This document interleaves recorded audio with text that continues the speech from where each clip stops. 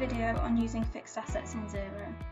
The fixed asset function is useful to keep a record of all fixed assets held by your company and allows you to run depreciation within the software. First, we will look at adding new assets. So there are a few different ways of adding assets into Xero. The first is when posting a bill for a new asset. For example, here I have raised a bill for a new laptop and posted to the computer equipment nominal. Xero will identify you are posting to a fixed asset nominal and will bring the asset into fixed assets as a draft.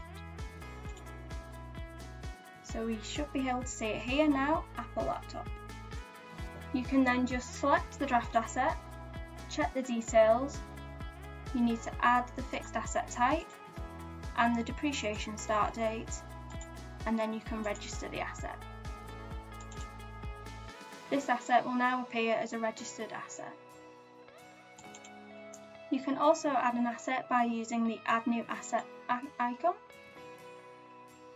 You need to add the details including the asset name, the purchase price, the asset type, and then here you can change the depreciation method if needed, and then you can register the asset.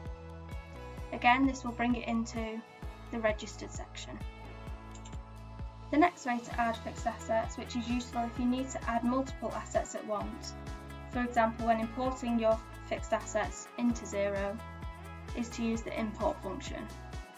To do this, you need to go to the import button and download the CSV template. This then needs to be filled in with the asset name and asset number columns mandatory, and you can then enter the purchase date, the purchase price and asset type. If importing old assets that have already been depreciated in the past, you will also need to fill in the opening accumulated depreciation nominal, which is here. This document will then need to be saved, and then back in Xero you just need to add the date format and browse for the file and then click continue. This will then bring the assets in as a draft, so you can check the details before they are registered in Xero. You can also bulk register if you are wanting to register multiple items at the same time. To do this, you can just select all and register. Now we will have a look at disposing of an asset. To do this, you need to go onto your registered assets and select the asset that you want to dispose of.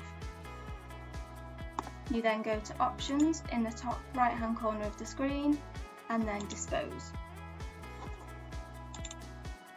You then need to add the date of disposal, the sales proceeds, and then where the sales proceeds have been posted to in Xero. Here, Xero will identify that the proceeds have been posted to, for example, the sales nominal, and it will post a journal to reallocate to the profit and loss on disposal nominal.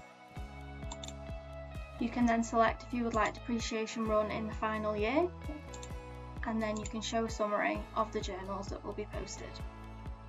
You can then review the journals,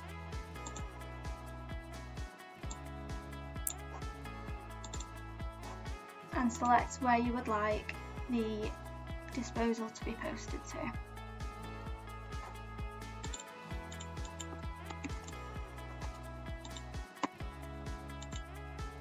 This will then post a journal in Xero, reflecting the disposal, so there is no need to post any manual journals, and it will appear in the sold and disposed section. Moving on, we will now look at running the depreciation in Xero. This can be done monthly, quarterly or annually. Click the Run Depreciation icon and then select the date you would like to run depreciation to.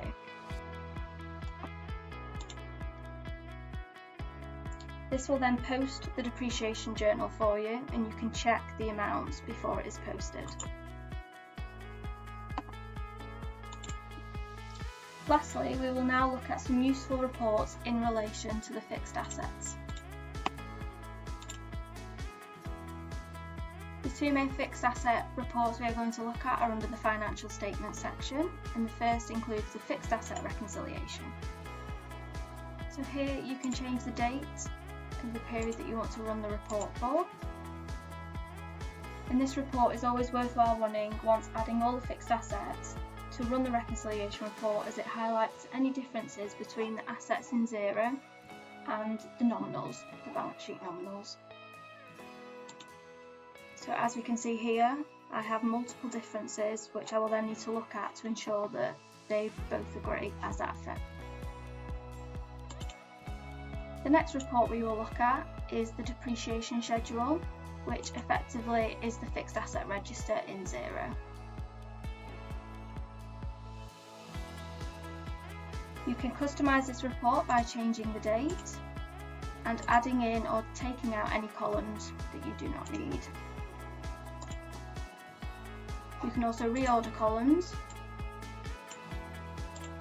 so you can get the report that you want.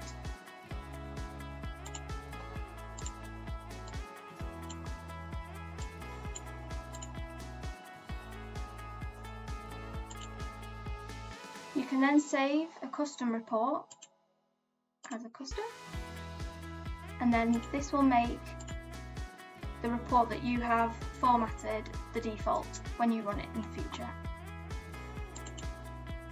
So I think that's everything. In this video we have covered adding and disposing of assets, running depreciation and some useful reports that can be run in relation to fixed assets. Thank you for listening.